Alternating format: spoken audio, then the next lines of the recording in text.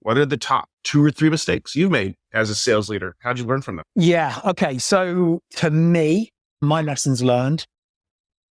Yeah. Everything comes down to talent. Everything comes down to talent. So it's closely connected to what we were just talking about. Everything that I have done well is employing a good person. And every single thing that I have done badly comes down to employing a bad person. And I've done some crackers. I've done some real good examples of both cases. And you then need to, you also need to do the leadership and the guidership and, and all those sort of bits and pieces. So for example, at the start, there's almost no proper sales management function, but it's not really needed because there's only 1 or 2 of you. So, you don't have any coaching, you don't have any feedback, you don't have any playbook, you don't have any battle cards. But the areas that you can fail, so I'll sort of touch it from a sales leader's point of view.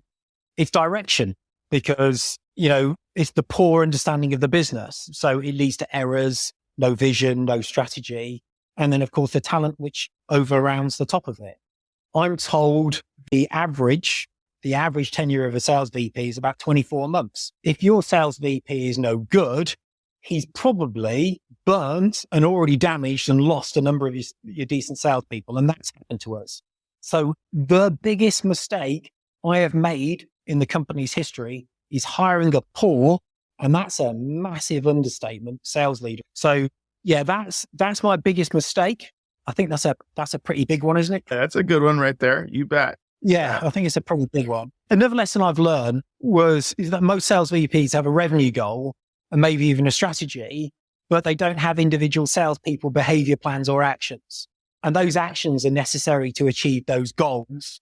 And I do go on about this quite a bit with inside our business. And if they don't have those, they end up managing the numbers. And managing numbers is, to me, a lagging indicator, not the behaviors. And behaviors, if you manage behaviors instead, they're the leading indicators. Now, to me, what selling behaviors does, it gives somebody the need to execute and be measured.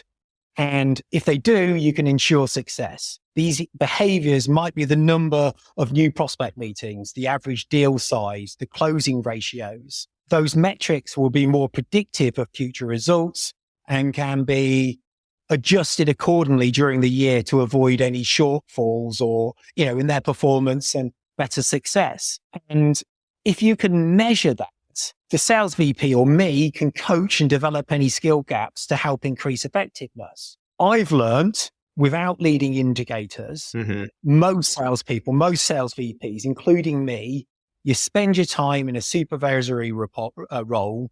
You're running reports, you're adjusting forecasts, you're putting out fires instead of coaching, instead of doing talent development.